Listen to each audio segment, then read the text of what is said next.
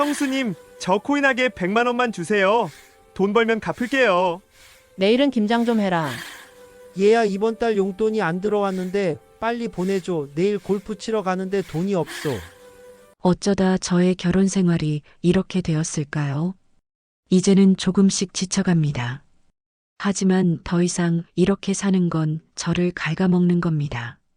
제 인생을 찾는 이야기를 이제 시작합니다. 시작 전 구독과 좋아요를 눌러주시면 계신 곳으로 금빛 행운을 보내드리겠습니다.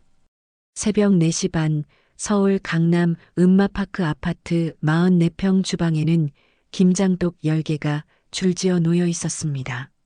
39살 수연은 고춧가루 범벅이 된 손으로 배추를 다듬고 있었죠. 시어머니가 요구한 숙성 김치 100포기 분량이었습니다. 손끝은 이미 붉게 물들었고 허리는 비명을 지르고 있었지만 수연은 묵묵히 배추를 절이고 있었어요. 거실 소파에서 뒤척이던 시동생 심재호가 눈을 떴습니다. 30살인 재호는 삼성전자를 퇴사한 뒤 6개월째 백수 신세였죠. 그는 수연이 차려놓은 아침상을 보더니 젓가락을 들었습니다. 형수, 계란 후라이 완숙이네. 내 스타일 반숙인데. 다시 해줘. 수연은 대꾸하지 않았습니다. 재호는 투덜거리며 밥을 먹기 시작했죠. 오전 7시 남편 준호가 침실에서 나왔습니다. 41살인 그는 IT 스타트업 대표라는 타이틀을 달고 있었지만 사업은 3년째 적자였어요. 수연이 친정 상속금에서 5억 원을 투입한 덕분에 겉으로는 멀쩡해 보일 뿐이었습니다. 준호는 커피를 홀짝이며 태블릿으로 주식 시세만 확인했죠. 오늘 어머니 병원비 입금했어? 그 말 한마디를 던지고는 현관문을 나섰습니다. 수연은 고개도 들지 않았어요. 재호가 냉장고를 뒤지며 다시 나타났습니다. 형수, 용돈 좀. 50만 원만. 아니, 30만 원만. 코인 투자하면 일주일 안에 300만 원 만들어서 돌려줄게. 진짜야. 수연은 지갑을 열어 5만 원권 6장을 건넸습니다. 재호는 돈을 받아들고는 실망한 표정을 지었죠. 형수는 진짜 비전이 없어. 코인 시장 모르지? 지금 안 사면 평생 후회한다고. 곧 대박 나는데. 오전 10시 시어머니가 보호자와 함께 집에 들어왔습니다. 67살인 시어머니는 척추 협착증으로 매주 2번씩 물리치료를 받고 있었어요. 병원비는 월 80만 원 모두 수연 카드로 결제되고 있었습니다. 시어머니는 김장독을 확인하더니 인상을 찌푸렸습니다. 애야, 배추 절임이 약한 것 같은데? 이거 다시 해야겠어.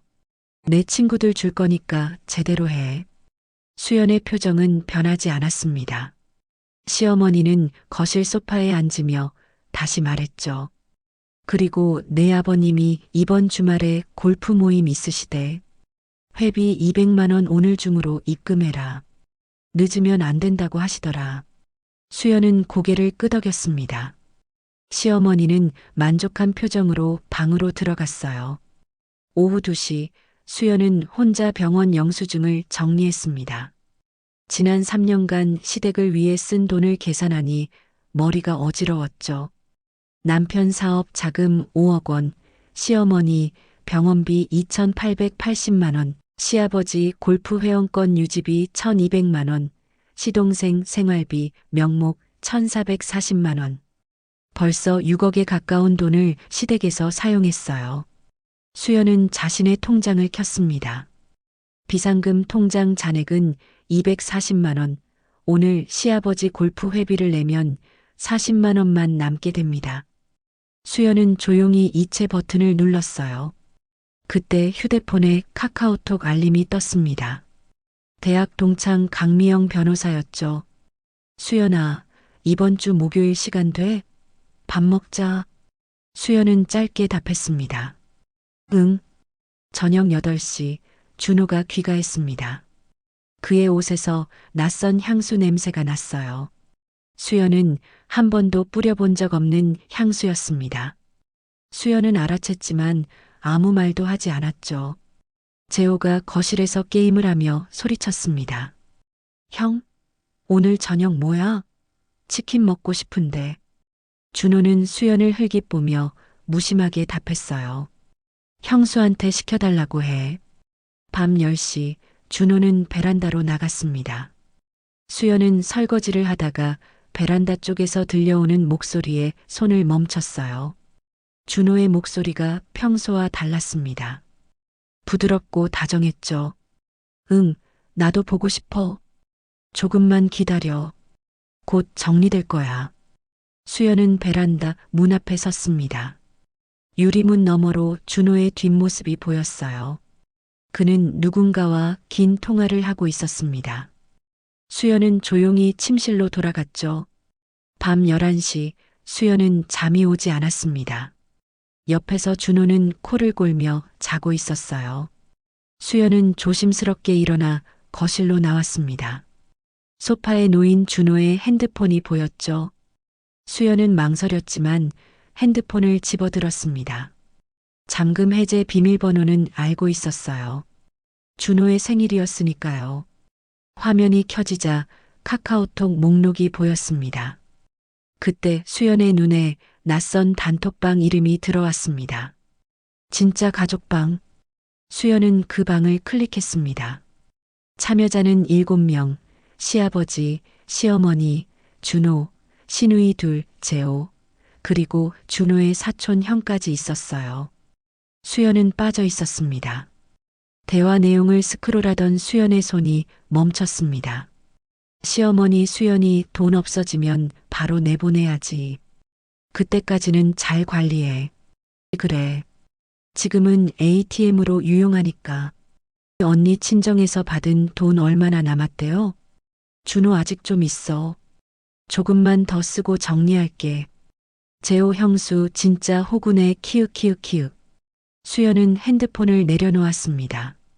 손이 떨렸지만 표정은 변하지 않았어요. 그녀는 조용히 자리로 돌아와 노트북을 켰습니다. 화면에는 밴쿠버 친환경 컨설팅 회사의 파트너 제안 이메일이 떠 있었죠. 수연님, 저희와 함께 밴쿠버에서 새로운 시작을 하시겠습니까? 연봉 15만 달러와 영주권 스폰서를 약속드립니다. 수연은 마우스를 움직여 답장하기 버튼 위에 커서를 올렸습니다. 하지만 클릭하지 않았어요. 아직은 때가 아니었으니까요. 새벽 2시 수연은 주방 창가에 서서 밖을 바라봤습니다. 핸드폰 화면에 잠고 확인 알림이 떴어요. 준호 명의 공동 계좌 잔액 37만 원, 수연 개인 계좌 잔액 40만 원. 이 집의 공과금, 식비, 생활비는 모두 그녀의 몫이었습니다. 수연은 조용히 미소를 지었습니다. 그 미소는 춥고 날카로웠어요. 목요일 오후 2시 수연은 강남역 근처 카페로 향했습니다. 강미영 변호사와의 약속 시간보다 30분 일찍 도착한 그녀는 카페 2층 창가 자리에 앉았어요. 아메리카노를 주문하고 핸드폰을 꺼내려던 순간 수연의 시선이 1층 테라스 좌석에 멈췄습니다. 남편 준호가 거기 앉아 있었어요. 그의 맞은편에는 29살쯤 되어 보이는 젊은 여자가 있었습니다. 긴 생머리에 샤넬백을 든 여자는 준호의 손을 잡고 있었죠. 수연은 숨을 죽이고 그들을 바라봤습니다. 여자의 입술이 움직였어요. 오빠, 그 여자랑 언제 정리할 거야? 나 더 못 기다려. 준호는 여자의 손등을 쓰다듬으며 무언가를 속삭였습니다.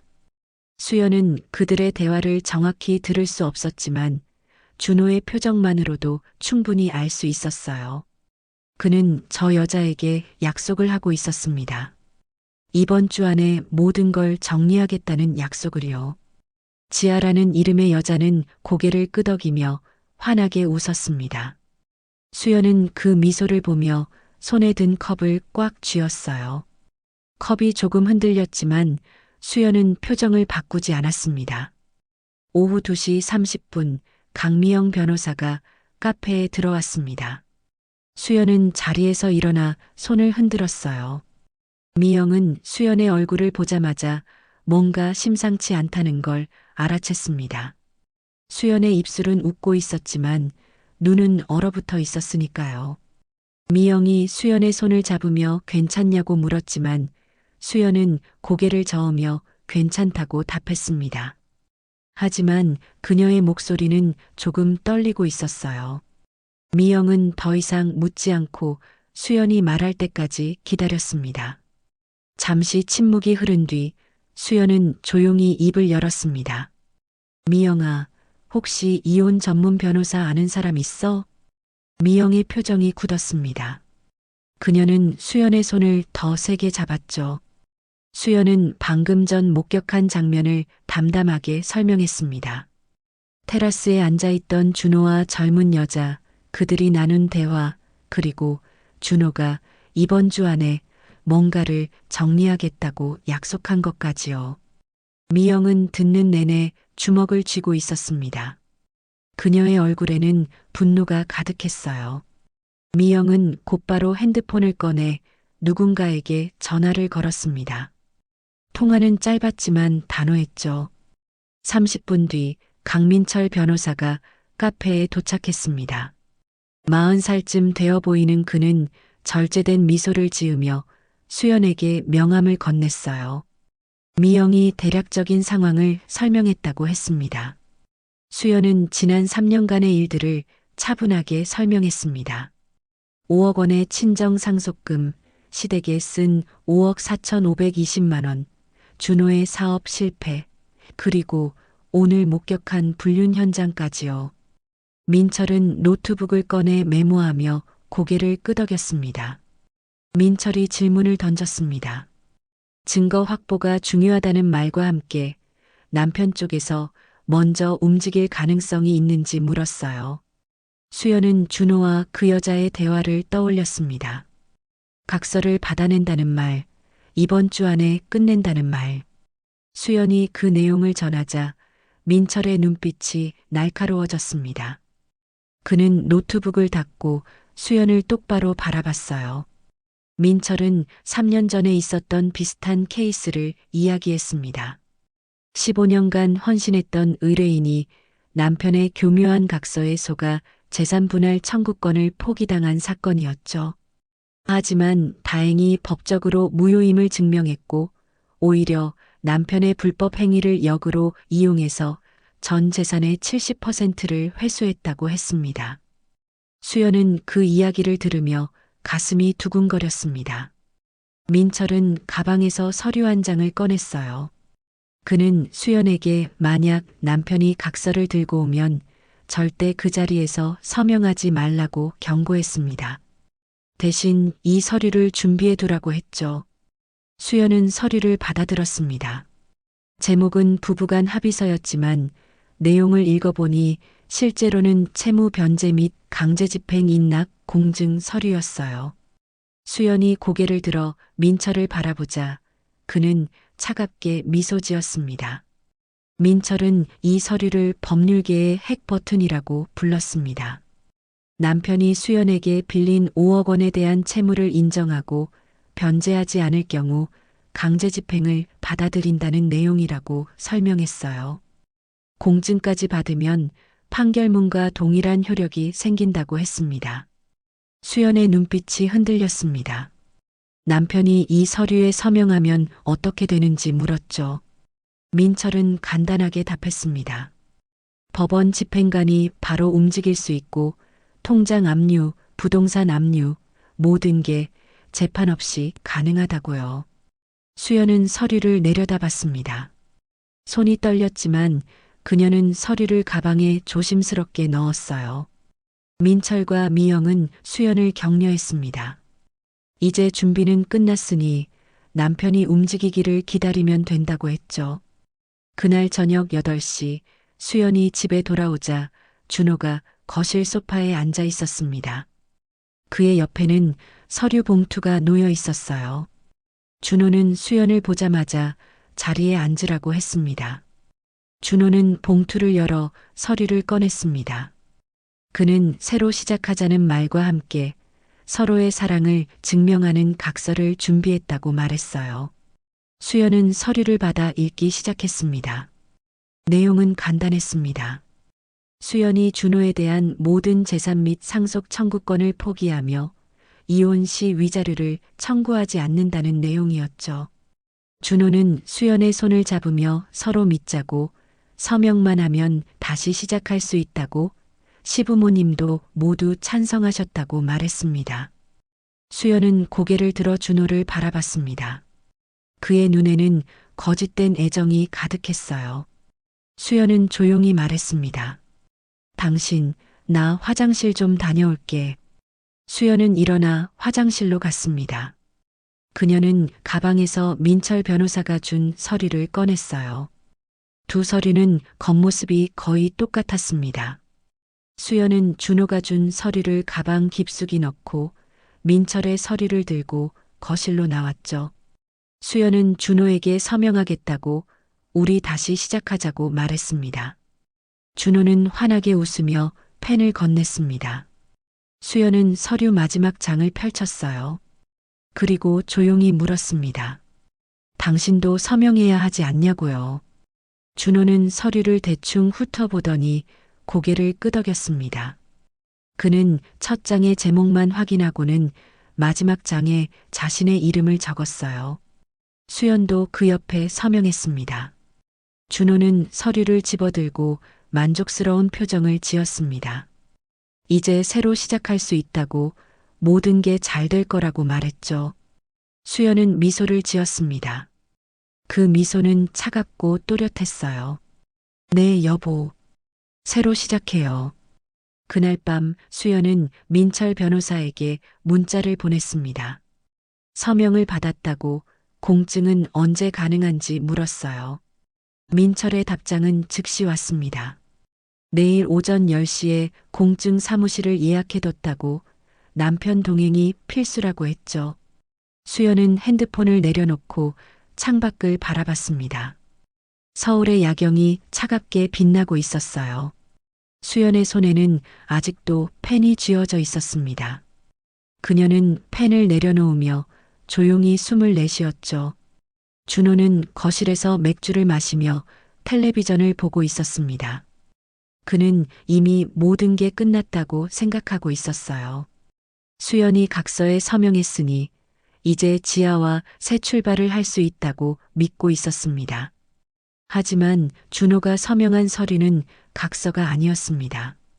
그것은 자신의 모든 재산을 수연에게 내어주겠다는 약속이었고 법원이 언제든 강제 집행할 수 있는 핵 버튼이었죠. 수연은 침대에 누워 천장을 바라봤습니다. 그녀의 마음속에는 이제 두려움이 아니라 확신이 자리 잡고 있었어요. 민철 변호사의 말이 계속 떠올랐습니다. 준비는 끝났고 이제 실행만 남았다는 말이요. 수연은 눈을 감았습니다. 내일 아침이 되면 준호와 함께 공증 사무실에 갈 것입니다. 준호는 그저 형식적인 절차라고 생각할 거예요. 하지만 그 순간 모든 것이 결정될 것입니다. 복수의 첫 번째 단추가 끼워지는 순간이었습니다. 금요일 오전 10시 수연은 준호와 함께 공증 사무실에 도착했습니다. 준호는 기분이 좋아 보였어요. 차 안에서 내내 콧노래를 흥얼거렸고 수연의 손을 잡으며 다정한 척했죠. 수연은 조용히 미소 지으며 그의 손을 잡아줬습니다. 공증 사무실 대기실에는 강민철 변호사가 먼저 와 있었습니다. 준호는 민철을 보자 살짝 당황한 표정을 지었어요. 수연이 변호사를 데려올 줄은 몰랐던 겁니다. 수연은 태연하게 대학 선배라고 소개했고 중요한 서류니까 법률 자문을 받으려 한다고 설명했죠. 준호는 잠시 망설이다가 고개를 끄덕였습니다. 어차피 각서 내용은 자신에게 유리하다고 믿고 있었으니까요. 민철은 준호에게 명함을 건네며 악수를 청했습니다. 공증인이 서류를 확인하기 시작했습니다. 준호는 여전히 편안한 표정으로 앉아 있었어요. 공증인이 서류 내용을 소리내어 읽기 시작했습니다. 채무자 박준호는 채권자 이수연에게 금 5억 원을 차용했으며 이를 변제하지 못할 경우 채권자의 강제 집행에 이의를 제기하지 않는다. 준호의 얼굴이 순식간에 굳었습니다. 그는 황급히 서류를 다시 펼쳤어요. 첫 장의 제목만 보고 서명했던 그는 이제야 서류의 진짜 내용을 읽기 시작했습니다. 그의 얼굴에서 혈색이 사라졌죠. 이게 뭐야? 수연아, 이건 우리가 어젯밤에 본 각서가 아니잖아. 수연은 차분하게 대답했습니다. 여보, 당신이 어제 서명한 게 이 서류예요. 내용 확인 안 하고 서명하신 건 당신 책임이고요. 준호는 벌떡 일어났습니다. 하지만 민철 변호사가 차분하게 제지했어요. 이미 서명한 서류이고 공증을 거부하면 법적 문제가 발생할 수 있다고 말했습니다. 준호는 떨리는 손으로 서류를 움켜쥐었어요. 그는 수연을 노려봤지만 수연은 표정 하나 변하지 않았습니다. 공증인이 다시 진행 여부를 물었고 준호는 입술을 깨물며 고개를 끄덕였습니다. 거부하면 더 큰 문제가 생길 것 같았거든요. 공증인의 도장이 서류에 찍혔습니다. 모든 절차가 끝났어요. 공증 사무실을 나오자마자 준호가 수연의 팔을 거칠게 잡았습니다. 야, 너 지금 나한테 사기친 거야?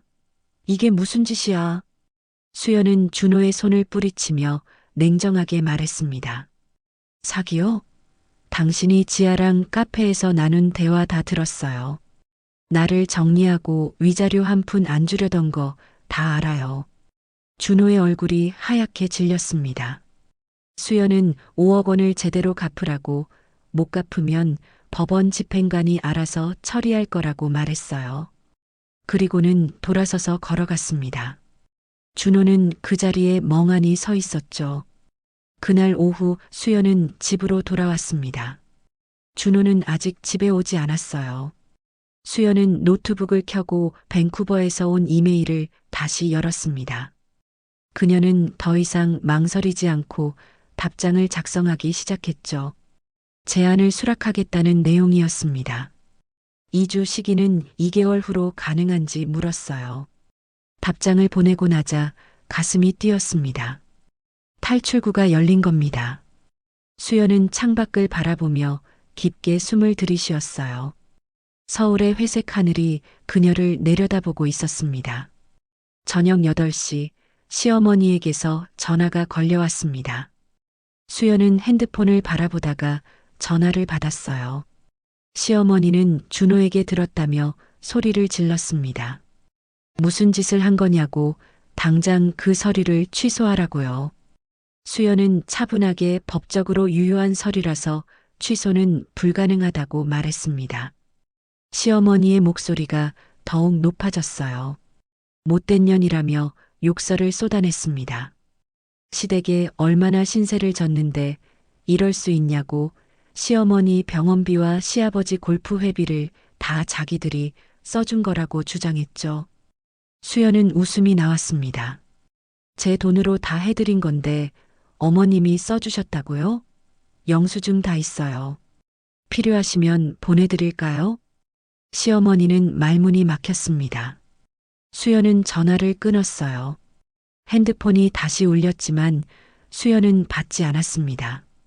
밤 10시 준호가 집에 돌아왔습니다. 그는 술에 취해 있었어요. 수연은 거실 소파에 앉아 책을 읽고 있었습니다. 준호가 비틀거리며 다가와 미안하다고 말했어요. 자기가 잘못했다고 서류를 취소하자고 애원했습니다. 수연은 책에서 눈을 떼지 않았습니다. 준호는 무릎을 꿇고 수연의 손을 잡았어요. 제발 한 번만 용서해달라고 지아는 아무것도 아니라고 울먹였죠. 수연은 조용히 준호의 손을 뿌리치며 말했습니다. 이제 늦었어요. 전 2개월 후에 캐나다로 떠나요. 준호의 얼굴이 일그러졌습니다. 그는 소리를 지르기 시작했어요.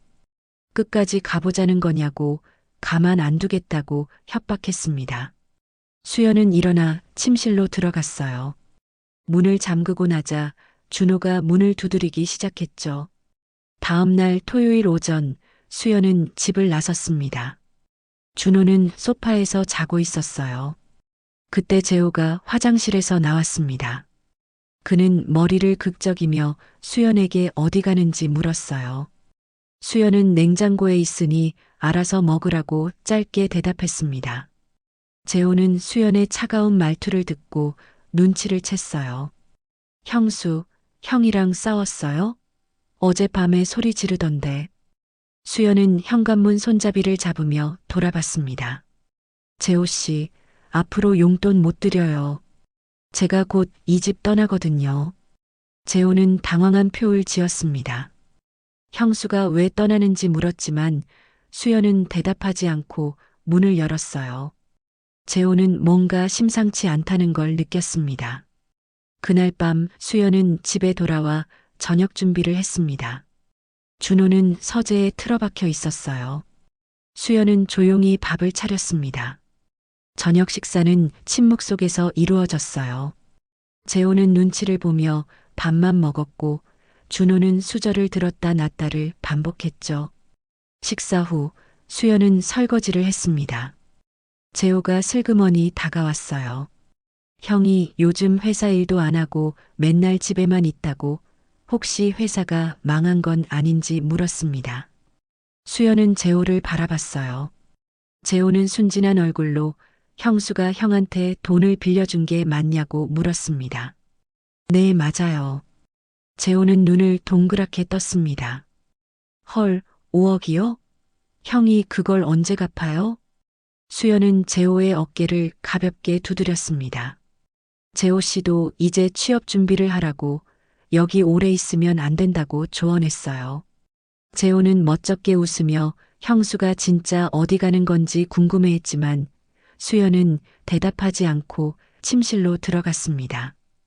밤 11시 수연은 침대에 누워 천장을 바라봤습니다. 준호는 서재에서 나오지 않았어요. 수연은 조용히 일어나 서재 문 앞에 섰습니다. 문틈으로 희미한 불빛이 새어나왔죠. 수연은 문을 살짝 열었습니다. 준호는 책상 앞에 앉아 노트북을 보고 있었어요. 화면에는 은행 사이트가 떠 있었습니다. 수연은 숨을 죽이고 지켜봤죠. 준호는 무언가를 타이핑하고 있었어요. 비밀번호를 입력하는 것 같았습니다. 수연은 핸드폰을 꺼내 조심스럽게 사진을 찍었습니다. 준호가 화면을 클릭하자 계좌 잔액이 나타났어요. 3억 5천만 원. 수연은 그 숫자를 보며 눈을 가늘게 떴습니다. 준호의 비자금 계좌였어요. 수연은 조용히 문을 닫고 침실로 돌아왔습니다.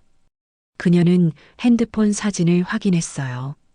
준호가 입력한 비밀번호가 희미하게 보였습니다. 수연은 메모장에 그 숫자를 적었죠. 손끝이 차가웠지만 마음은 뜨거웠습니다. 다음 날 일요일 수연은 시부모님 댁을 방문했습니다.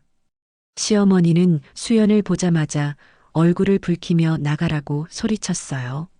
수연은 인사드리러 왔다고 곧 캐나다로 떠난다고 차분하게 말했습니다. 시아버지가 거실에서 나왔습니다. 그는 수연을 노려보며 준호한테 무슨 짓을 했냐고 물었어요. 수연은 고개를 끄덕이며 자기 돈이니 당연히 돌려받아야 한다고 말했습니다. 시아버지는 지팡이를 들며 소리를 질렀어요. 못된 년이라고 시댁에 얼마나 신세를 졌는데 이럴 수 있냐고 했습니다. 그 순간 시아버지가 수연에게 다가오려다 발을 헛디뎠습니다. 그는 거실 계단에서 그대로 굴러떨어졌어요. 시어머니가 비명을 질렀고 수연은 그 자리에 얼어붙었습니다. 시아버지는 바닥에 쓰러져 신음했어요. 수연은 황급히 구급차를 불렀습니다. 시어머니는 수연을 밀치며 소리쳤죠. 내가 밀었지? 내가 우리 영감 죽이려고 했지. 수연은 고개를 저으며 자신이 밀지 않았다고 말했습니다. 하지만 시어머니는 듣지 않았어요. 곧 구급차가 도착했고 시아버지는 병원으로 실려갔습니다. 병원 응급실에서 의사가 나왔습니다. 시아버지는 다행히 큰 부상은 없었지만 갈비뼈에 금이 갔다고 했어요. 3주간 입원 치료가 필요하다고 했습니다. 시어머니는 수연을 노려보며 내가 책임지라고 병원비를 내가 다 내라고 말했죠. 수연은 아무 말도 하지 않았습니다. 그녀는 병원을 나와 집으로 돌아왔어요. 그날 밤 준호에게서 전화가 왔습니다. 아버지가 다쳤다며 수연이 밀었다는 게 사실이냐고 물었어요. 수연은 아니라고 혼자 넘어지신 거라고 대답했습니다. 수연은 전화를 끊었습니다. 그녀는 핸드폰을 내려놓고 창밖을 바라봤어요. 모든 게 꼬여가고 있었습니다. 하지만 수연은 포기하지 않았어요. 그녀는 노트에 적어둔 준호의 비밀번호를 다시 확인했습니다. 3억 5천만 원. 그 돈이면 충분했죠.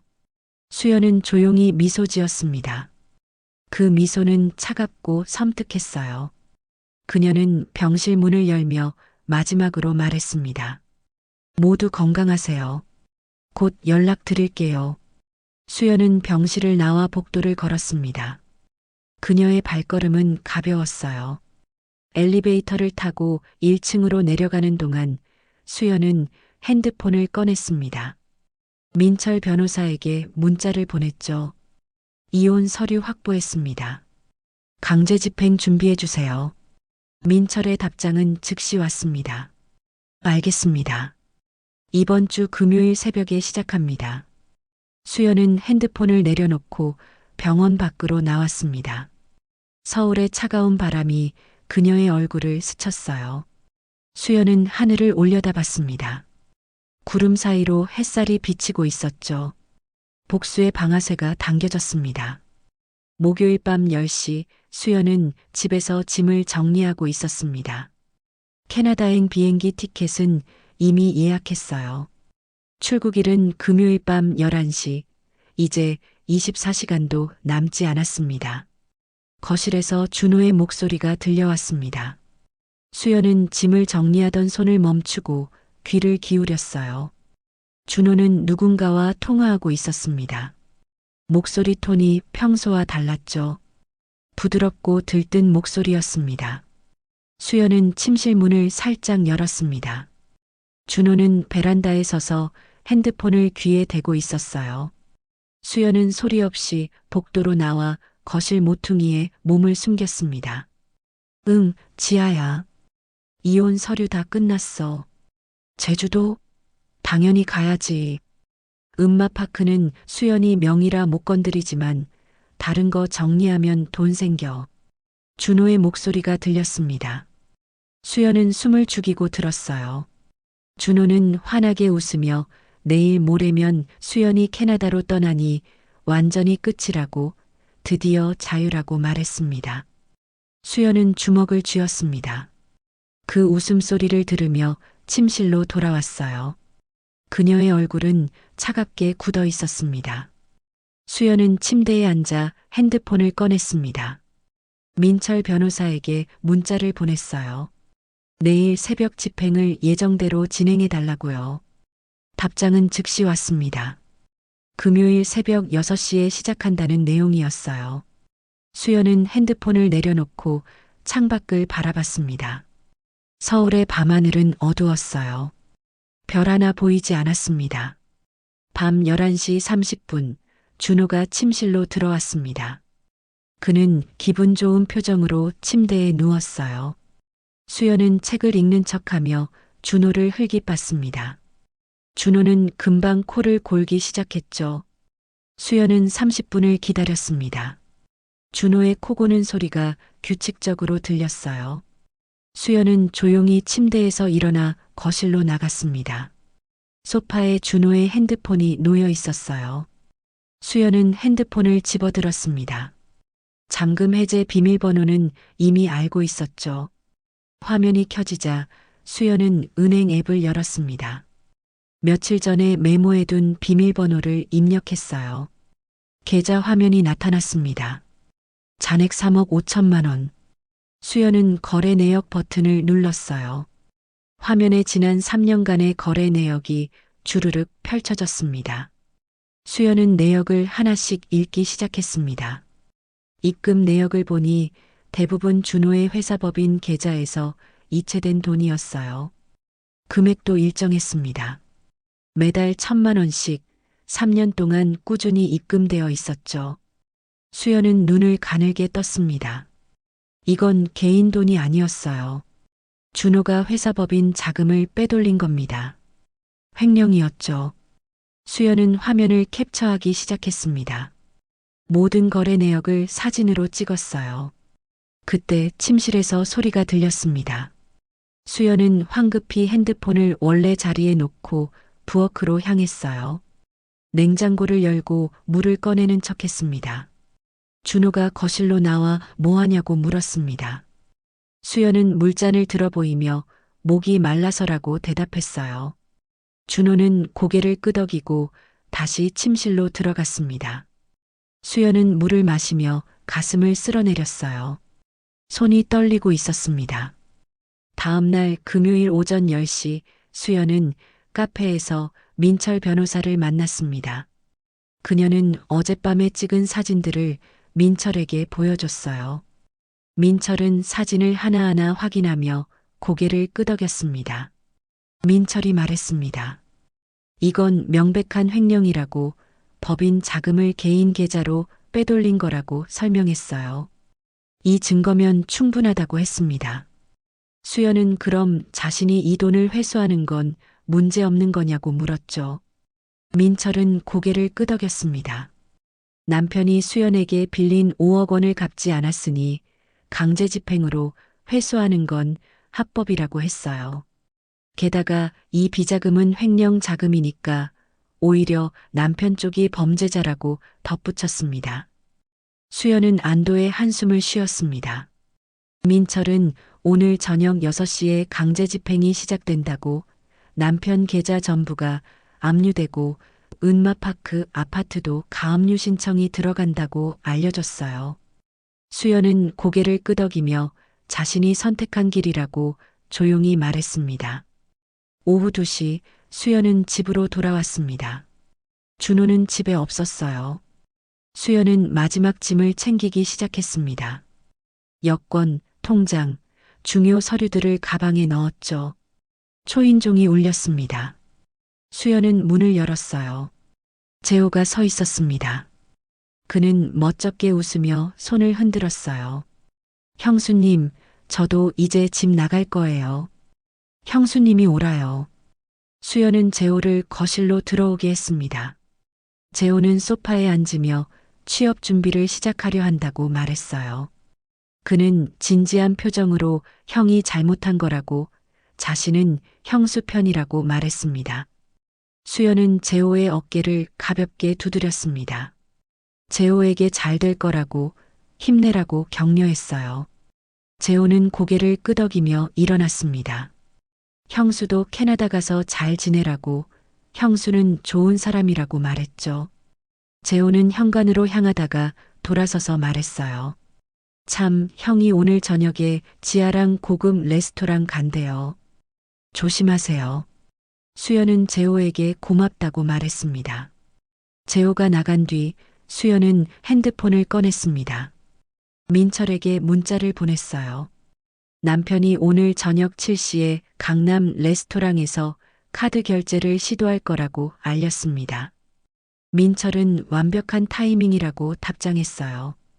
오후 5시 수연은 모든 짐을 챙겼습니다. 캐리어 2개와 가방 하나, 그게 전부였어요. 수연은 거실을 둘러봤습니다. 3년을 살았던 집이었죠. 수연은 창밖을 바라봤습니다. 해가 지고 있었어요. 서울의 하늘이 붉게 물들고 있었습니다. 수연은 조용히 미소 지었어요. 저녁 6시 수연의 핸드폰이 울렸습니다. 민철 변호사였어요. 강제집행이 시작됐다고, 남편 계좌 전부 압류가 완료됐다고 알려왔습니다. 잔액 3억 5천만 원 전액이 압류됐다고 했죠. 수연은 깊게 숨을 들이쉬며 감사하다고 말했습니다. 전화를 끊고 캐리어를 끌었어요. 그녀는 현관문을 열고 마지막으로 집을 돌아봤습니다. 그리고 문을 닫았어요. 엘리베이터를 타고 1층으로 내려가는 동안 수연은 핸드폰 화면을 봤습니다. 준호에게서 전화가 걸려오고 있었어요. 수연은 전화를 받지 않았습니다. 택시를 타고 인천공항으로 향하는 동안 수연의 핸드폰에는 준호의 전화가 계속 걸려왔습니다. 하지만 수연은 한 번도 받지 않았어요. 그녀는 창밖을 바라보며 조용히 미소 지었습니다. 복수가 시작됐습니다. 금요일 오후 5시 수연은 인천공항 면세구역 안에 있었습니다. 탑승 시간은 밤 11시, 아직 6시간이 남았어요. 수연은 면세점 거리를 천천히 걸었습니다. 샤넬 매장 앞에서 수연은 걸음을 멈췄습니다. 쇼윈도에 향수병이 진열되어 있었어요. 샤넬 넘버 5, 지아가 뿌리던 바로 그 향수였습니다. 수연은 매장 안으로 들어갔습니다. 직원이 환하게 웃으며 다가왔어요. 수연은 쇼윈도에 있던 향수를 달라고 말했습니다. 직원이 향수를 꺼내 시향지에 뿌려줬죠. 수연은 시향지를 코에 가져갔습니다. 달콤하면서도 우아한 향이 퍼졌어요. 지아가 뿌렸던 바로 그 향이었습니다. 수연은 조용히 미소 지으며 말했습니다. 포장해 주세요. 계산을 마친 수연은 쇼핑백을 들고 매장을 나왔습니다. 그녀는 조용히 중얼거렸어요. 이제 제가 이 향수를 뿌릴 자격이 생겼네요. 수연은 카페에 앉아 커피를 주문했습니다. 창밖으로 활주로가 보였어요. 비행기들이 이륙하고 착륙하는 모습이 보였습니다. 수연은 핸드폰을 꺼냈어요. 화면에 부재중 전화 알림이 23개나 떠 있었습니다. 모두 준호였어요. 음성 메시지도 7개나 도착해 있었습니다. 수연은 음성 메시지함을 열었습니다. 첫 번째 메시지를 재생했습니다. 준호의 목소리가 들렸어요. 수연아, 나야. 전화 좀 받아. 급한 일이 있어. 수연은 표정 하나 변하지 않고 다음 메시지를 재생했습니다. 수연아, 제발 전화 좀 받아봐. 계좌가 이상해. 돈이 다 사라졌어.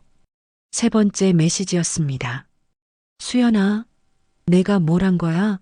내 계좌에 10원밖에 안 남았어. 카드도 다 막혔고. 제발 전화 좀 해. 수연은 커피를 한 모금 마셨습니다. 준호의 목소리는 점점 더 절박해지고 있었어요. 네 번째 메시지였습니다. 수연아, 제발. 나 지금 레스토랑인데 카드가 안 돼. 지아랑 있는데 창피해 죽겠어. 제발 전화 좀 받아줘. 수연은 미소를 지었습니다. 준호와 지아가 레스토랑에서 카드 결제 실패로 망신당하는 모습이 눈에 그려졌어요. 다섯 번째 메시지였습니다. 수연아, 내가 잘못했어. 진짜 미안해. 제발 한 번만 통화하자. 계좌 좀 풀어줘. 제발. 수연은 음성 메시지를 모두 삭제했습니다. 그녀는 핸드폰을 내려놓고 창밖을 바라봤어요. 석양이 지고 있었습니다. 오후 6시 수연은 핸드폰을 다시 들었습니다. 카드사 고객센터 번호를 검색했어요. 그녀의 명의로 된 신용카드는 총 8장이었습니다. 본인 카드 2장, 준호에게 준 가족 카드 6장이었죠. 수연은 고객센터에 전화를 걸었습니다. 상담원이 받았어요. 수연은 차분하게 말했습니다. 제 명의 카드 전부 분실 신고하려고요. 상담원이 카드 번호를 물었습니다. 수연은 준비해둔 메모를 보며 카드 번호를 하나씩 불렀어요. 8장 모두요. 상담원이 확인 후 분실 신고를 접수했습니다. 모든 카드가 즉시 사용 정지됐어요. 수연은 전화를 끊고 핸드폰을 내려놓았습니다. 이제 준호는 단 한 푼도 쓸 수 없게 됐어요. 계좌는 압류됐고 카드는 정지됐습니다. 준호의 모든 경제 활동이 마비된 겁니다. 오후 7시 수연의 핸드폰에 문자가 왔습니다. 재호였어요. 수연은 문자를 열었습니다. 형수님 잘 가세요. 형수님은 잘못 없어요. 형이 자초한 일이에요. 캐나다에서 행복하세요. 수연은 재호의 문자를 읽으며 미소 지었습니다. 시댁 식구 중에서 재호만이 유일하게 그녀 편이었어요. 수연은 답장을 보냈습니다. 재호 씨, 고마워요. 재호 씨도 좋은 직장 꼭 구하세요. 힘내세요. 재호에게서 답장이 왔습니다. 네, 형수님. 형수님 덕분에 정신 차렸어요. 저도 이제 제 인생 살게요. 수연은 핸드폰을 가방에 넣었습니다. 그녀는 탑승 게이트로 향했어요. 밤 10시 30분 탑승 안내 방송이 나왔습니다. 수연은 탑승권을 꺼내 게이트 직원에게 보여줬어요. 좋은 여행 되세요.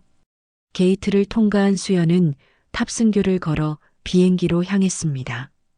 비즈니스 클래스 좌석이었어요. 수연은 자리에 앉아 안전벨트를 맸습니다. 승무원이 다가와 웰컴 드링크를 물었습니다. 수연은 샴페인을 주문했어요. 승무원이 샴페인 잔을 건넸습니다. 수연은 잔을 들어 창밖을 바라봤어요. 인천공항의 불빛이 반짝이고 있었습니다. 서울의 야경도 멀리 보였어요. 수연은 샴페인을 한 모금 마셨습니다. 기포가 입안에서 톡톡 터졌죠. 비행기가 움직이기 시작했습니다. 활주로를 천천히 달리더니 속도를 높였어요. 수연은 창밖을 바라봤습니다. 비행기가 땅에서 떠올랐어요. 서울이 점점 작아지고 있었습니다. 음마파크 아파트도 시댁도 준호도 모든 게 멀어지고 있었어요. 수연은 샴페인 잔을 들어 올렸습니다. 안녕, 서울. 안녕, 헌신의 3년. 비행기는 구름 위로 올라갔습니다. 창밖은 캄캄했어요. 하지만 수연의 마음은 밝았습니다. 그녀는 샴페인을 마저 마시고 잔을 내려놓았어요. 승무원이 담요를 가져다 줬습니다. 수연은 담요를 덮고 좌석을 뒤로 젖혔어요. 눈을 감자 피곤이 밀려왔습니다. 며칠간 제대로 자지 못했거든요. 수연은 조용히 잠에 빠져들었습니다. 그녀의 얼굴에는 평온한 미소가 떠올라 있었어요. 비행기는 태평양을 가로질러 밴쿠버로 향하고 있었습니다. 한편 서울에서는 준호가 음마파크 아파트 앞에 서 있었습니다. 현관문에는 빨간 압류 딱지가 붙어 있었어요. 준호는 그 딱지를 보며 주저앉았습니다. 그의 핸드폰에는 수연의 부재중 전화 기록만 가득했어요. 하지만 수연은 이제 하늘 위였습니다. 준호의 목소리는 더 이상 그녀에게 닿지 않았죠. 수연은 자유를 향해 날아가고 있었습니다. 금요일 밤 8시 준호는 서울 강남의 고급 레스토랑에 앉아 있었습니다. 맞은편에는 지아가 있었어요. 지아는 새로 산 드레스를 입고 환하게 웃고 있었습니다. 오빠, 오늘 메뉴 뭐 시킬 거예요? 저는 랍스터 먹고 싶어요. 준호는 미소를 지으며 고개를 끄덕였습니다. 그는 웨이터를 불렀어요. 코스 요리를 주문했습니다. 랍스터, 스테이크, 와인까지요.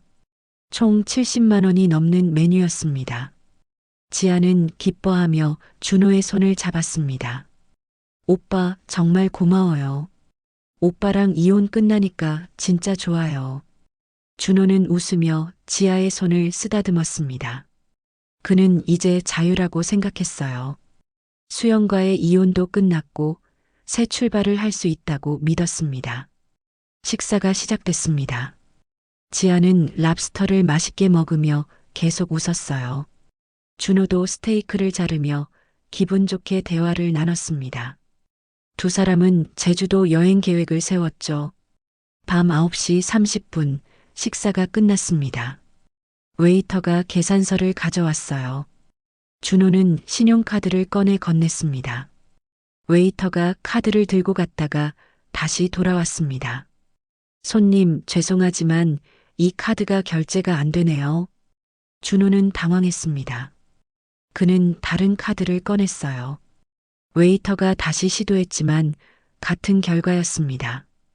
준호는 지갑에서 카드를 모두 꺼냈습니다. 6장이었어요. 하지만 모든 카드가 결제 거부됐습니다. 웨이터는 난처한 표정으로 서 있었어요. 주변 테이블 손님들이 힐끗힐끗 쳐다보기 시작했습니다. 지아의 얼굴이 굳었습니다. 오빠, 무슨 일이에요? 카드가 왜 다 안 돼요? 준호는 식은땀을 흘리며 핸드폰을 꺼냈습니다. 은행 앱을 열었어요. 비밀번호를 입력하고 계좌를 확인했습니다. 화면에 잔액이 표시됐죠. 10원. 준호는 눈을 의심했습니다. 그는 다시 화면을 확인했어요. 3억 5천만 원이 있어야 할 계좌에 10원만 남아 있었습니다. 준호는 다른 계좌들도 확인했어요. 모두 압류 상태였습니다. 준호는 자리에서 벌떡 일어났습니다. 그의 얼굴이 하얗게 질렸어요. 손이 떨리고 있었습니다. 이게 무슨, 어떻게, 지아가 준호를 올려다봤습니다. 오빠, 뭐가 어떻게 된 거예요? 준호는 대답할 수 없었습니다. 그는 핸드폰으로 수연에게 전화를 걸었어요. 하지만 수연은 받지 않았습니다. 준호는 계속해서 전화를 걸었지만 결과는 같았죠. 웨이터가 조심스럽게 물었습니다. 손님, 현금으로 결제하시겠습니까? 준호는 지갑을 열었습니다. 현금은 5만 원밖에 없었어요. 70만 원짜리 식사값을 낼 수 없었습니다. 준호는 머리를 감싸쥐었어요. 지아가 자리에서 일어났습니다. 그녀는 핸드백을 집어들며 차갑게 말했습니다. 오빠, 저 화장실 좀 다녀올게요. 지아는 화장실로 향하는 척하다가 레스토랑 출구로 걸어갔습니다. 준호가 알아챘을 때는 이미 늦었어요. 지아는 현관문을 열고 밖으로 나갔습니다. 그녀는 뒤도 돌아보지 않았죠. 준호는 지아를 쫓아가려 했지만 웨이터가 막아섰습니다. 손님, 계산을 먼저 하셔야 합니다. 결국 준호는 레스토랑 매니저에게 사정했습니다. 내일 오전에 꼭 입금하겠다고 약속했어요. 신분증을 맡기고 겨우 나올 수 있었습니다. 밤 10시 준호는 택시를 타고 음마파크 아파트로 향했습니다. 택시비도 현금으로 겨우 냈어요. 아파트에 도착한 준호는 엘리베이터를 타고 44층으로 올라갔습니다. 현관문 앞에 도착한 준호는 멈춰 섰습니다. 문에 빨간 종이가 붙어 있었어요. 준호는 그 종이에 다가갔습니다. 압류. 큰 글씨로 쓰인 압류 딱지였습니다. 준호는 그 딱지를 보며 다리에 힘이 풀렸어요. 그는 현관문 앞에 주저앉았습니다. 현관문을 열고 들어가자 거실에도 빨간 딱지가 가득했습니다. 텔레비전, 소파, 식탁, 냉장고, 심지어 시어머니가 아끼던 도자기 장식장까지 모두 압류 딱지가 붙어 있었어요. 준호는 거실을 둘러보며 비명을 질렀습니다. 이게 무슨 일이야? 그때 소파에서 재호가 일어났습니다. 재호는 형을 보며 한숨을 쉬었어요. 형, 오후 6시에 법원 집행관들이 왔었어. 다 압류했어. 준호는 재호를 보며 물었습니다. 집행관? 무슨 집행관? 재호가 테이블 위에 놓인 서류를 가리켰습니다. 준호는 서류를 집어들었어요. 강제집행 통지서였습니다. 채권자는 이수연, 채무액은 5억 원이라고 적혀 있었죠. 준호는 서류를 읽으며 무릎이 꺾였습니다. 그는 소파에 주저앉았어요. 머릿속이 하얗게 변했습니다. 재호가 조심스럽게 말했습니다. 형, 형수님이 공증 서류 받았잖아. 그게 강제집행 서류였대. 형이 서명한 거야. 준호는 며칠 전을 떠올렸습니다. 수연이 건넨 서류에 서명했던 순간이요. 그는 내용을 제대로 확인하지 않았어요. 제목만 보고 서명했었죠. 준호는 핸드폰을 꺼내 수연에게 다시 전화를 걸었습니다. 하지만 수연은 여전히 받지 않았어요. 준호는 계속 전화를 걸었지만 소용없었습니다. 재호가 말했습니다. 형수님, 오늘 캐나다 갔어. 밤 11시 비행기 탔을 거야. 준호는 시계를 봤습니다.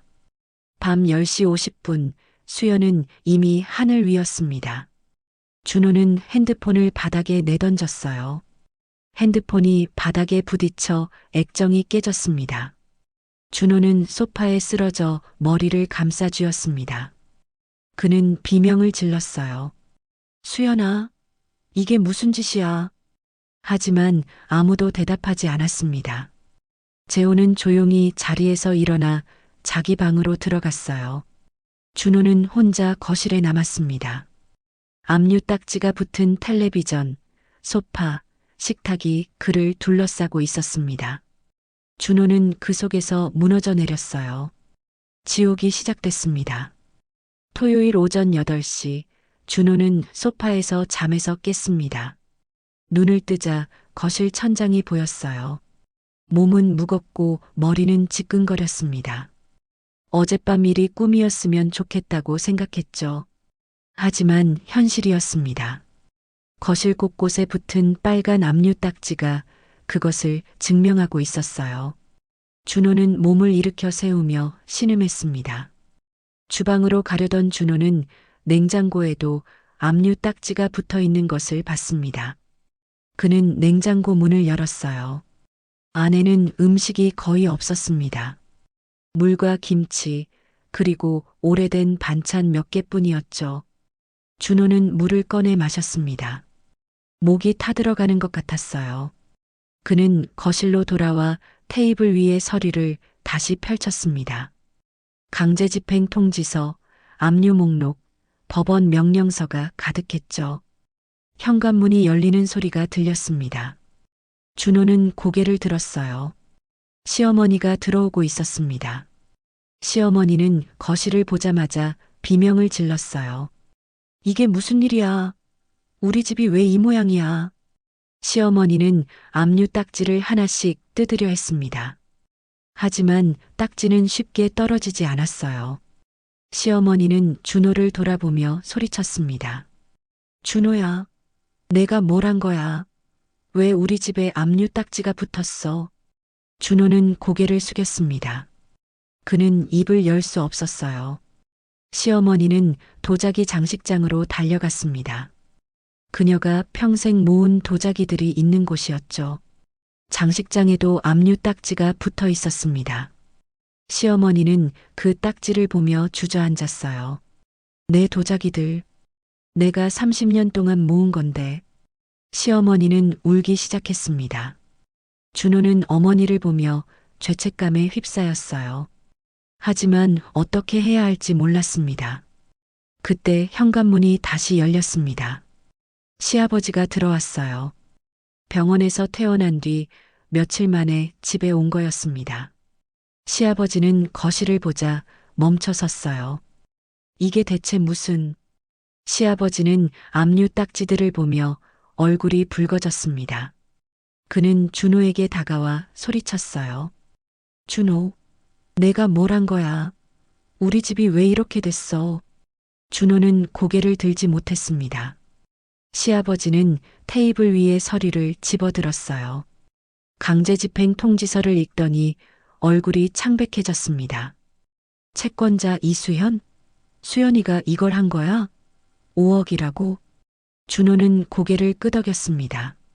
시아버지는 서류를 바닥에 내던지며 분노했어요. 내가 며느리한테 5억을 빌렸어? 그것도 공증까지 해서? 준호는 변명을 시작했습니다. 수연이 속였다고, 자기는 몰랐다고 말했어요. 하지만 시아버지는 듣지 않았습니다. 내가 멍청해서 속은 거지. 내가 제대로 확인도 안 하고 서명했으니까. 시누이 2명도 연락을 받고 집에 왔습니다. 그들은 거실을 보자 기절할 것 같은 표정을 지었어요. 큰언니가 준호에게 달려들었습니다. 오빠, 이게 무슨 짓이야? 우리 부모님 집이 압류됐잖아. 작은 언니도 거들었습니다. 오빠가 형수한테 5억을 빌렸다며? 그걸 왜 우리한테 말 안 했어? 준호는 두 손으로 얼굴을 가렸습니다. 시댁 식구들은 모두 그를 비난했어요. 준호는 그 속에서 숨도 제대로 쉴 수 없었습니다. 재호가 자기 방에서 나왔습니다. 그는 가방을 메고 있었어요. 시어머니가 재호를 봤습니다. 재호야, 너는 어디 가니? 재호는 조용히 대답했습니다. 저 이제 나갈래요. 고시원 얻었어요. 시어머니는 재호를 붙잡으려 했습니다. 하지만 재호는 고개를 저었어요. 어머니, 저도 이제 제 인생 살아야죠. 여기 더 있으면 안 될 것 같아요. 재호는 준호를 보며 말했습니다. 형, 형수님한테 사과해. 형이 잘못한 거야. 준호는 재호를 쳐다봤습니다. 재호는 더 이상 말하지 않고 현관문을 열었어요. 그리고 집을 나갔습니다. 시댁 식구들 중 첫 번째로 떠난 사람이었죠. 오후 2시 준호는 핸드폰을 꺼냈습니다. 액정이 깨져 있었지만 작동은 했어요. 그는 지아에게 전화를 걸었습니다.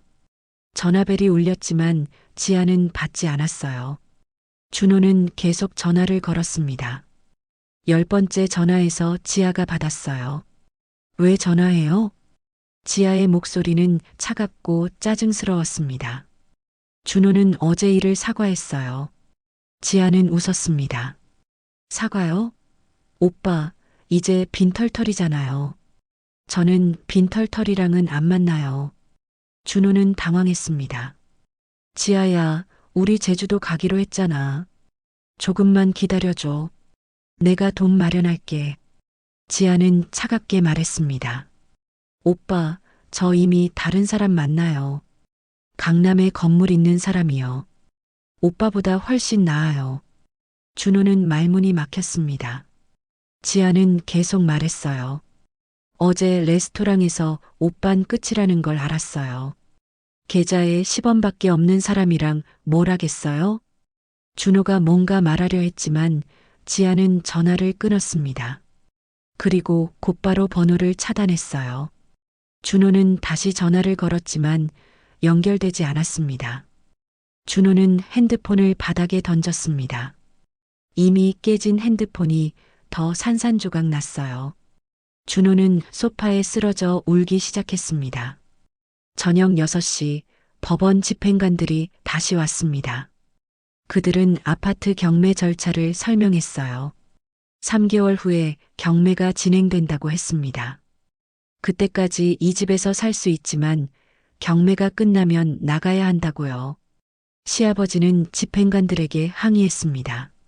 하지만 집행관들은 법대로 진행될 뿐이라고 말했어요. 그들이 떠난 뒤 시댁 식구들은 서로를 바라봤습니다. 신우이 큰언니가 말했습니다. 우리는 각자 살아야겠어요. 저는 남편 집으로 갈게요. 작은 언니도 고개를 끄덕였습니다. 저도 친구 집에 잠깐 있을게요. 여기 더 있을 수 없어요. 시누이들도 떠났습니다. 시아버지의 사촌 형도 연락을 끊었어요. 결국 남은 건 시부모님과 준호뿐이었습니다. 시어머니는 도자기 장식장 앞에 앉아 계속 울고 있었어요. 시아버지는 창밖을 보며 한숨만 쉬고 있었습니다. 준호는 소파에 누워 천장을 바라봤죠. 시댁 7명은 뿔뿔이 흩어졌습니다. 한때 수연을 만장일치로 내쫓았던 그들은 이제 서로를 원망하며 떨어져 나가고 있었어요. 준호는 눈을 감았습니다. 수연의 얼굴이 떠올랐어요. 그녀의 차가운 눈빛, 그녀가 건넨 서류, 그녀가 남긴 10원의 장고. 준호는 모든 것을 잃었습니다. 3개월 후 음마파크 아파트 경매가 완료됐습니다. 낙찰가는 6억 원, 수연의 채권 5억 원을 우선 변제하고 남은 금액은 은행 대출 상환에 사용됐어요. 준호의 손에 떨어진 돈은 한 푼도 없었습니다.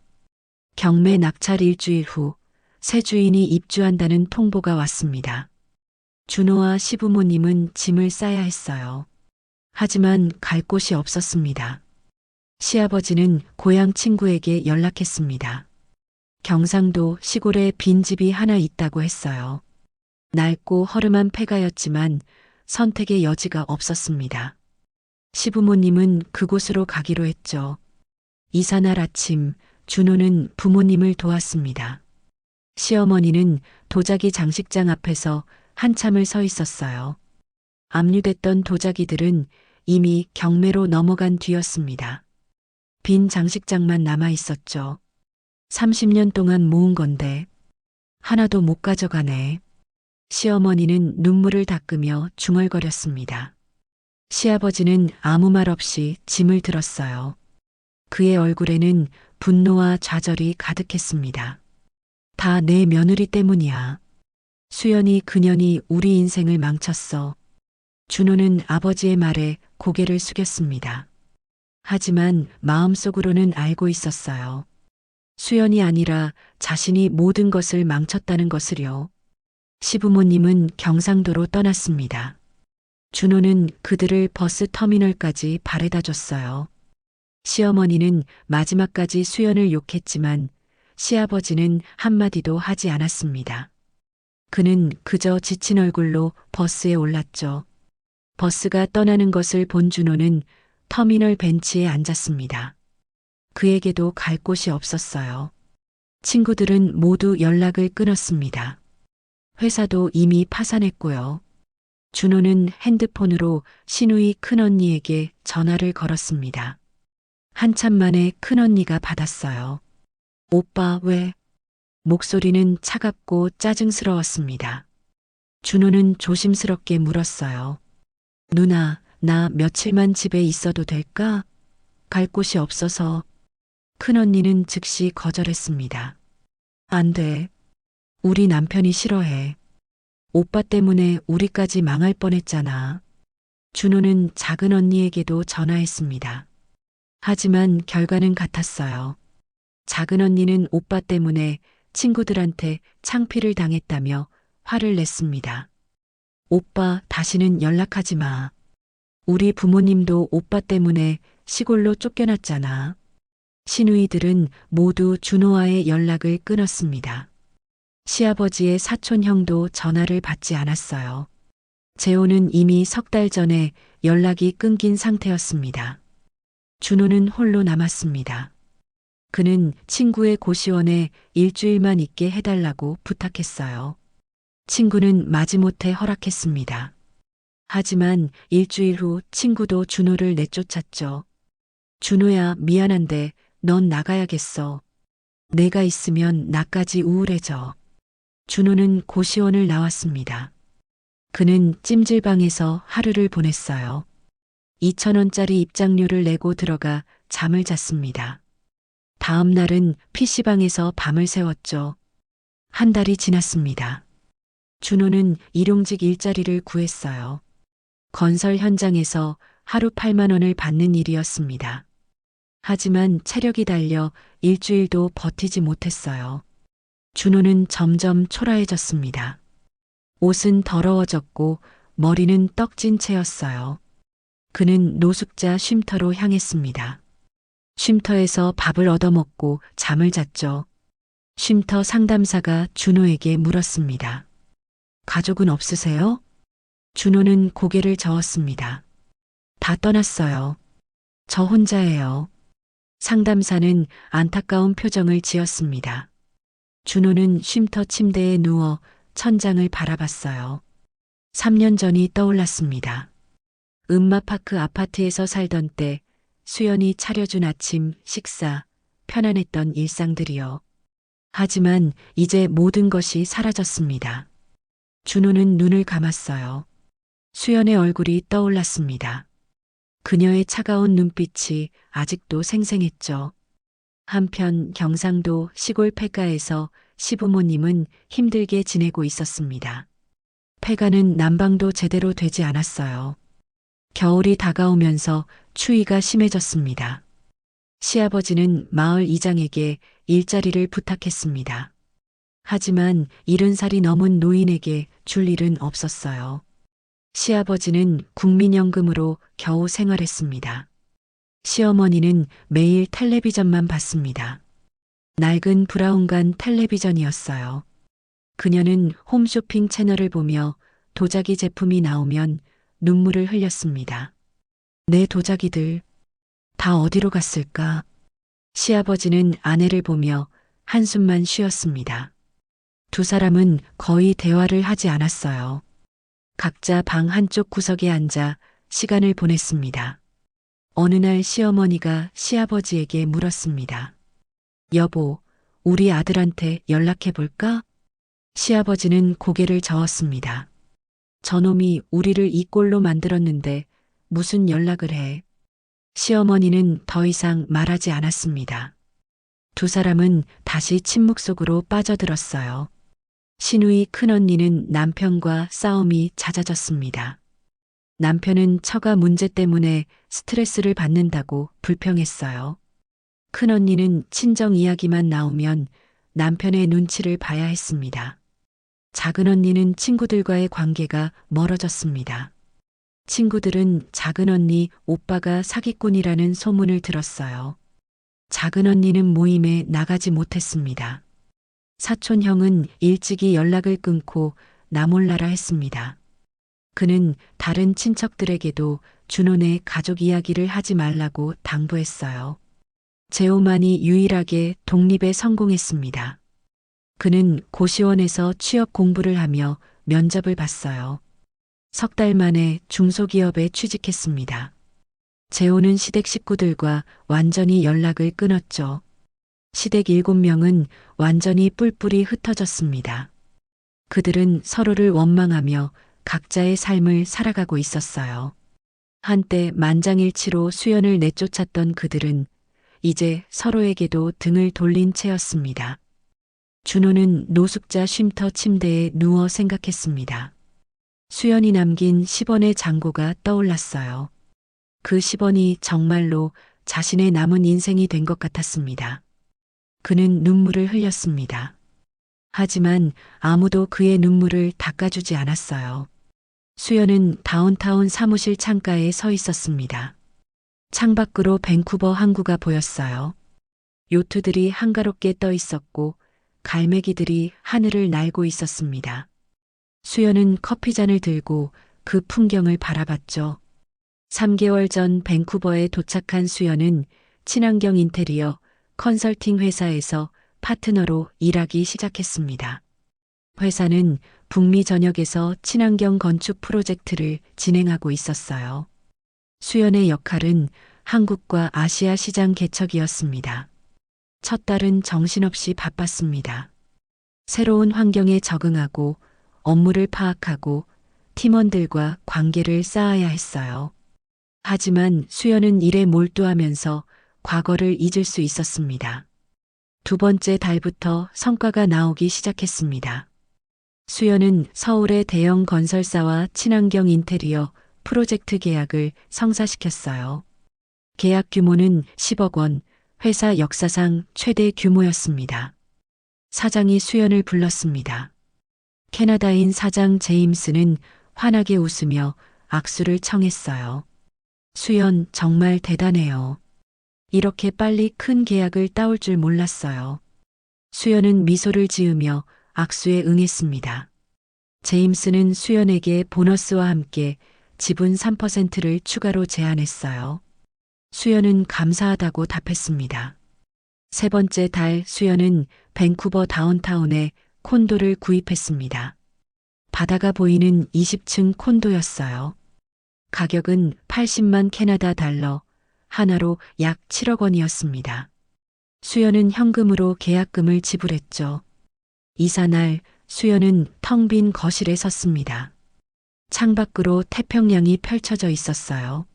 수연은 그 풍경을 보며 깊게 숨을 들이쉬었습니다. 자유의 공기가 폐를 가득 채웠죠. 수연은 가구를 하나씩 들였습니다. 심플하고 모던한 스타일이었어요. 음마파크 아파트에 있던 화려한 가구들과는 달랐습니다. 모든 게 수연의 취향대로였죠. 넷째 달 회사는 캐나다 친환경 건축상 후보에 올랐습니다. 수연이 디자인한 프로젝트였어요.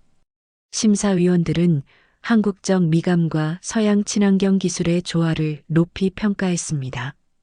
시상식 날 수연은 검은색 드레스를 입고 행사장에 갔습니다. 머리는 단정하게 올렸고 귀에는 진주 귀걸이를 했어요. 수연의 프로젝트가 우수상을 받았습니다.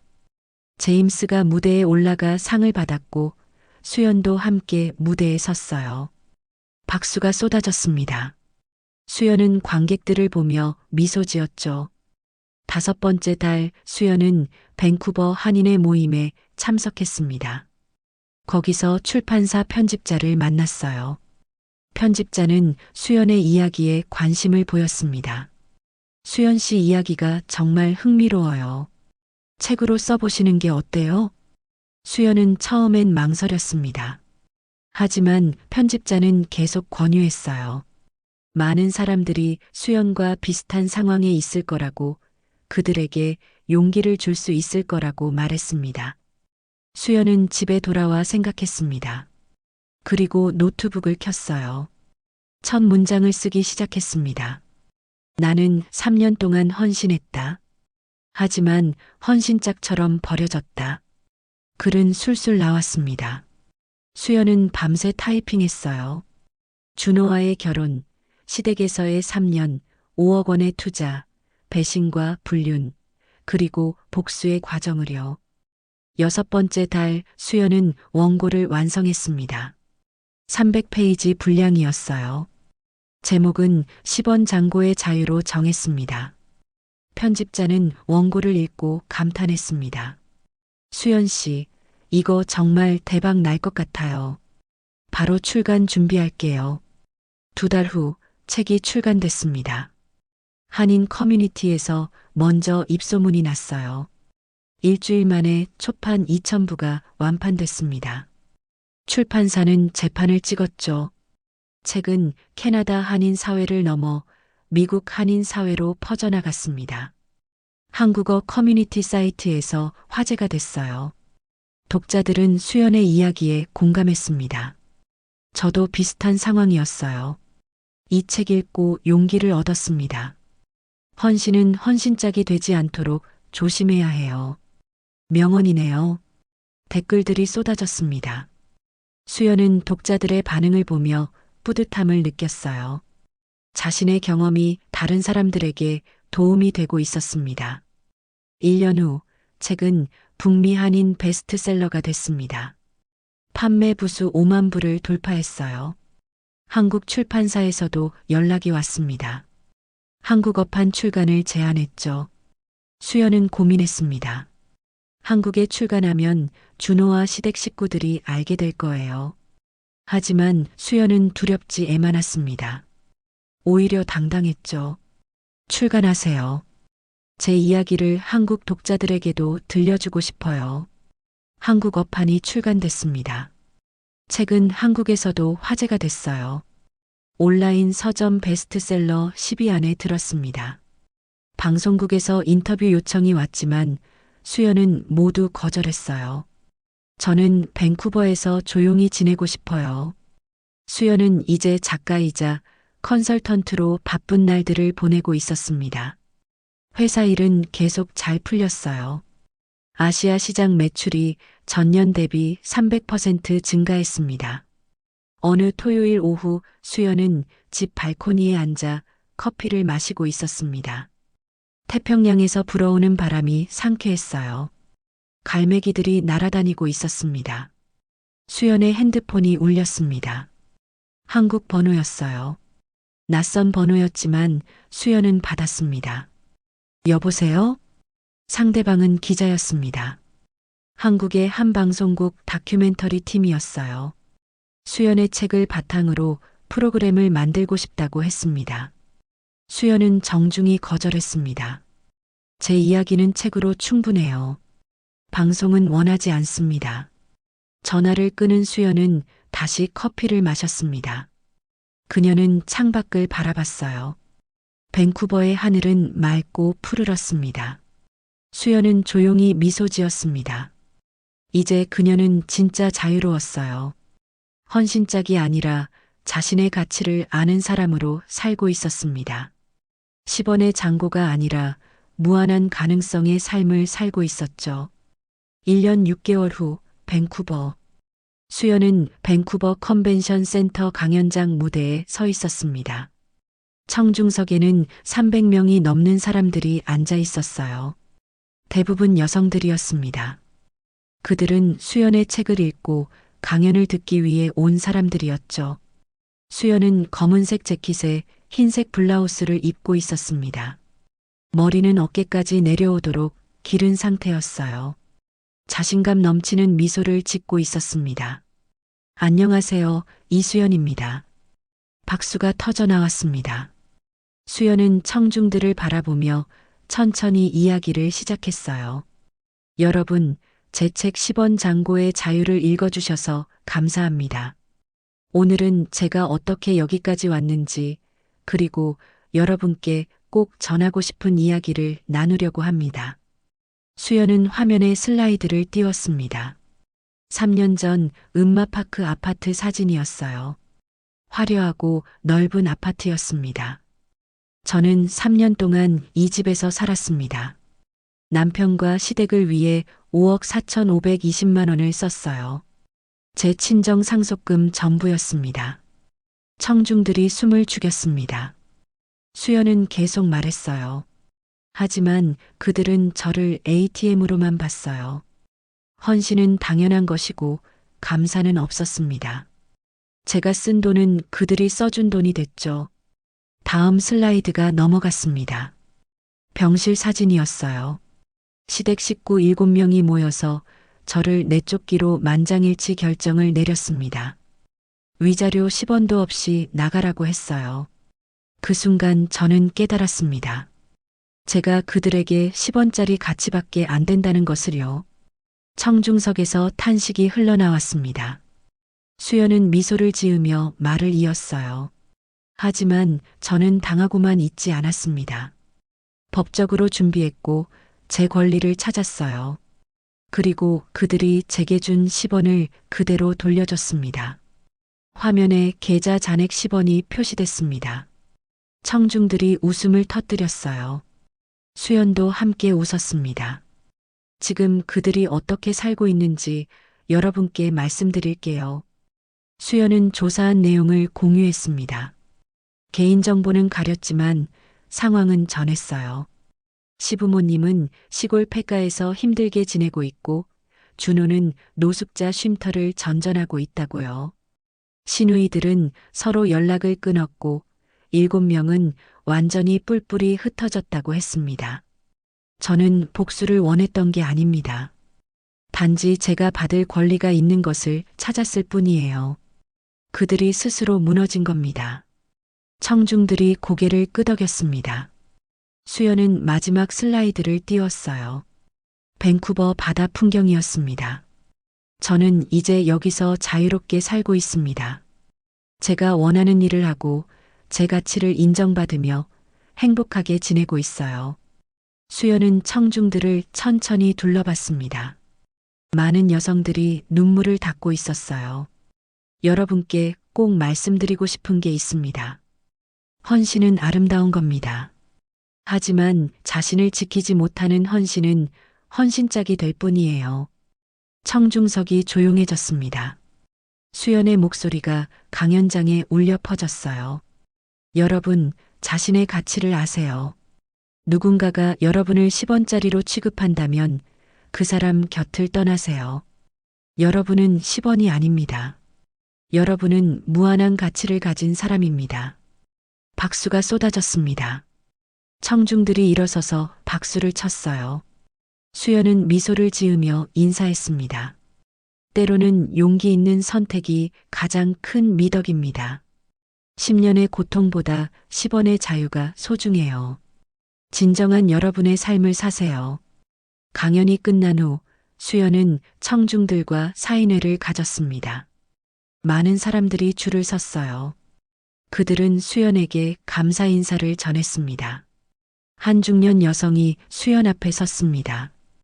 그녀는 눈물을 흘리고 있었어요. 선생님, 저도 비슷한 상황이에요.